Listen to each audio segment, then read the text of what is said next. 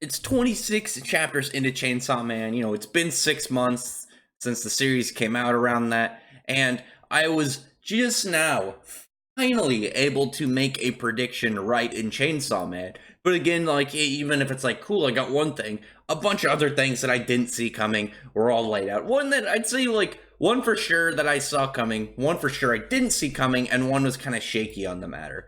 So you know, the chapter starts out. We get the name of the Snake Devil contractor girl, Sawatiri, now as she's known as, and she's like looking at her bloody fingers. You know, we know that there's a contract you got to make with the devils in order to use their powers, and you know she's lost 4 out of her 10 fingernails in the process of summoning the devil. So I'm wondering like what extent like it could go to, because seeming like when we just saw Jimenos in Jimenos, you know, normally she just gets like pieces of her arm and you know parts of her body like eaten off to use the ghost devil's powers, but she just went all in, and then like any damage and like time over for the ghost devil, it just took like entire body parts. Like it took an arm and then a second arm, and then she was just gone. It was just you know completely eaten up.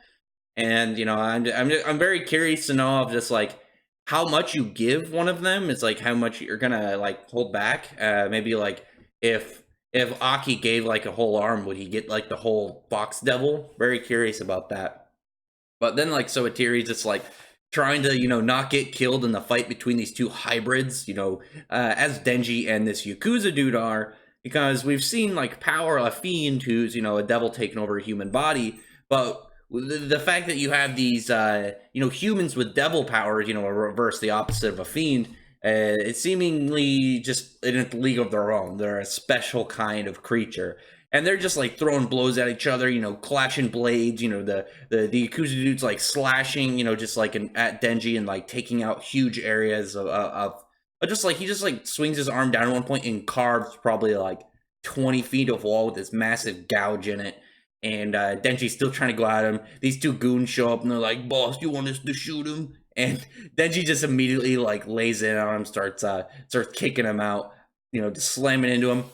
And I was very curious about that because Denji, he's very much like a no mercy kind of guy when it comes to devils and like guys he sees as straight enemies because of just his personality. He's you know he seems very kind of like he seems very fresh in a lot of that area. You know, you get like a guy who just who gets powers all of a sudden. He's kind of like messed up in the head throughout his whole life. You know, he's put in front of a you know a dangerous opponent like the Bat Devil or the Leech Devil or you know this Yakuza dude or the Eternity Devil. So I don't know why I skipped over the Eternity Devil, but it's different when it's straight humans because he seemingly has this kind of like idea that even though there are enemies, maybe he still kind of holds like a grasp of humanity towards them, or maybe he like keeps in his mind the fact that you know they're still humans. You know, killing humans is gonna you know sit differently with the devil hunters than just killing a devil, and that just kind of like makes a little bit of a interesting aspect for Denji's character to be explored later. You know, that just laying out something that might be fun to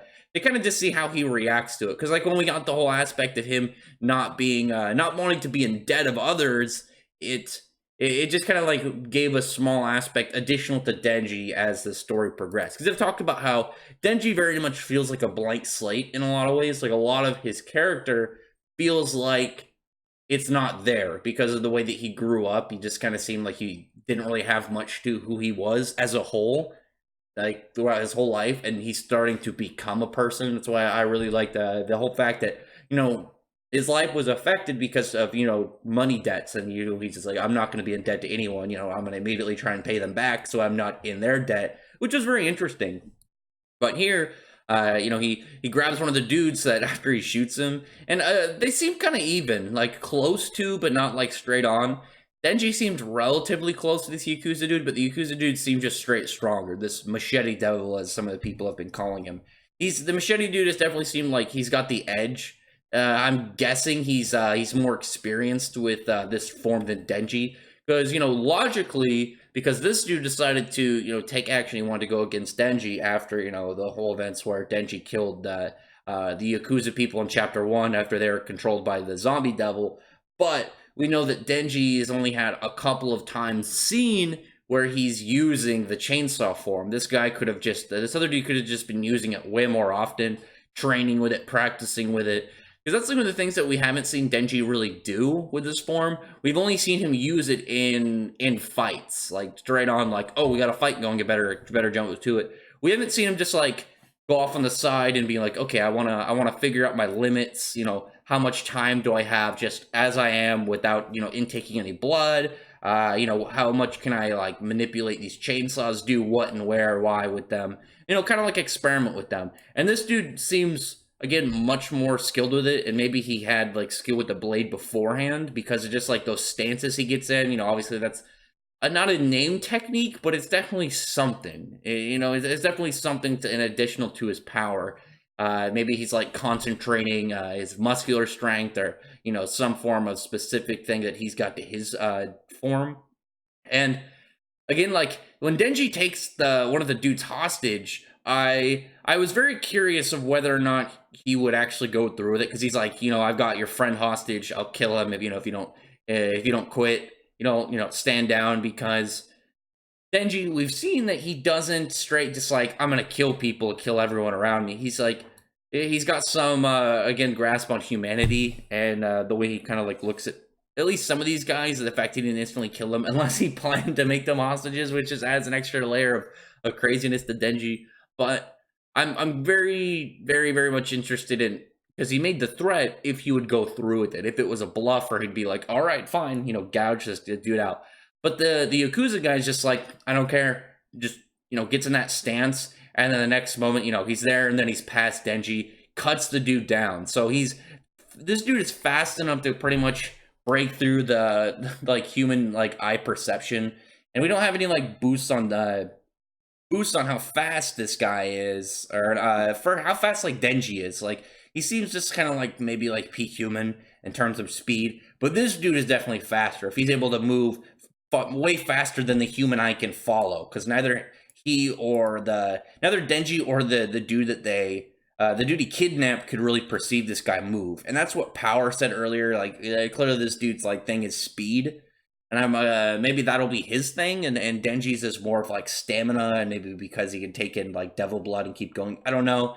Again, the hybrids are very much a mystery as they are right now, which is even extra in a series as new as it is.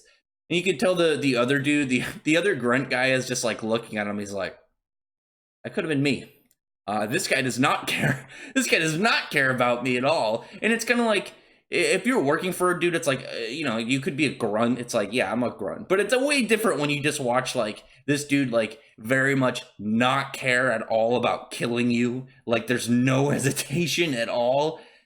Pretty ridiculous. And then like the parts of the Yakuza guy's like body melts off, his hybrid form, like the weird like hat, and like the skeletal kind of face and the blades just kind of melt off in like a slush, fall to the ground.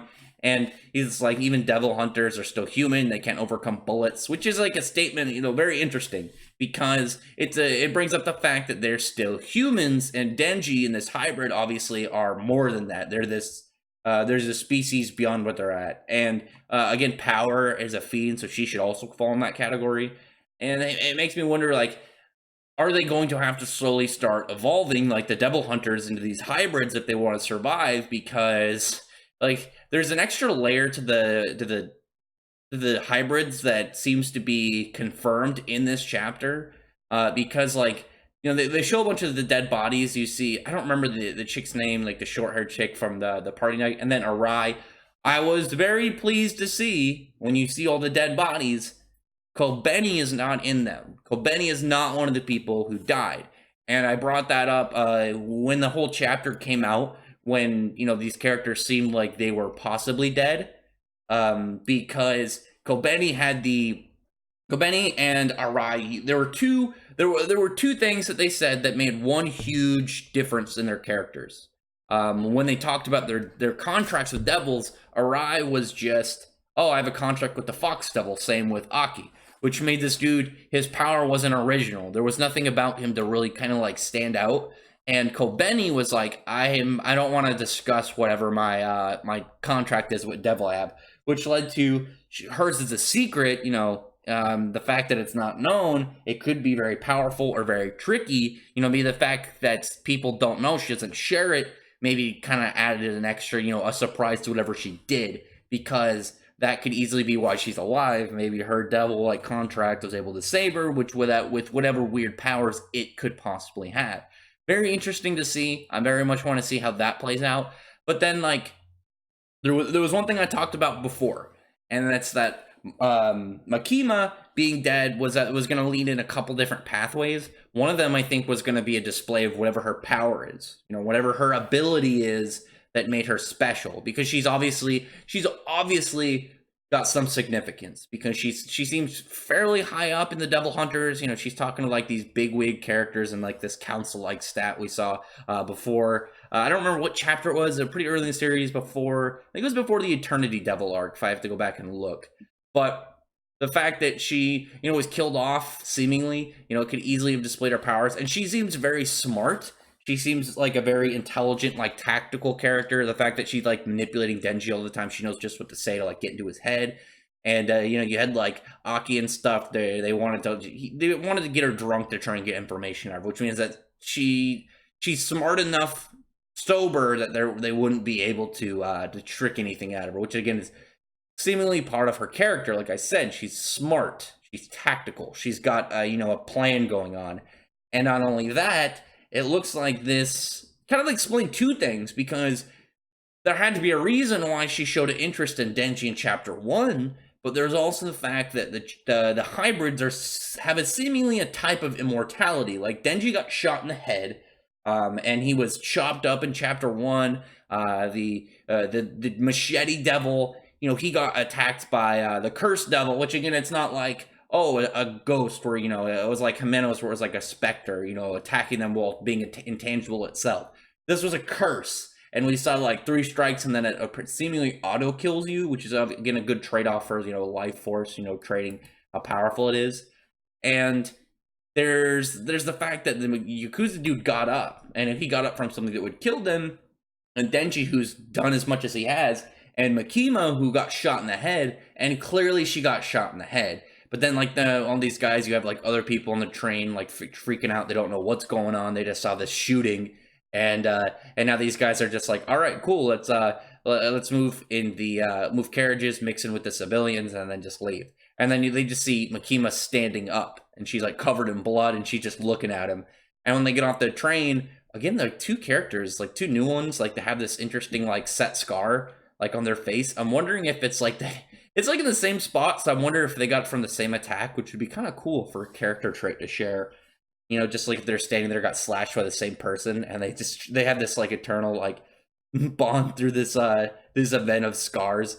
But then like once Makima gets off the train, all like casual, these characters Kurose and Tendo, which I like Tendo. I think she looks cool, assuming that's a chick. And Makima's just like, yeah, there's some corpses on the train. We're gonna need to clean them up. We're gonna be late for dinner, so we're gonna have to put an extra little bit of timing on there. And these guys are like, oh my god, there's guns in Tokyo, and people aren't supposed to have guns. You're bleeding. What's going on? She's like, I wasn't hit. It's not my blood. I'm okay. And you see like giant holes within the dudes that the giant dude, like the dudes that were on the train. They have these big holes in their bodies.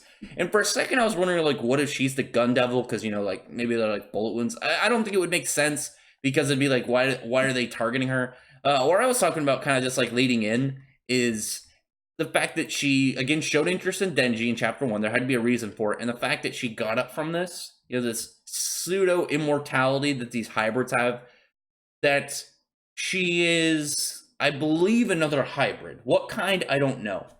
Which, again, it would make sense of why she could get up from being shot in the head. There's seemingly some form, of deal with them, as long as they're able to kind of like get their criteria met. Like, we know Denji's is the cord on his chest to keep pulling it, and he's got enough blood, then he's going to keep getting up.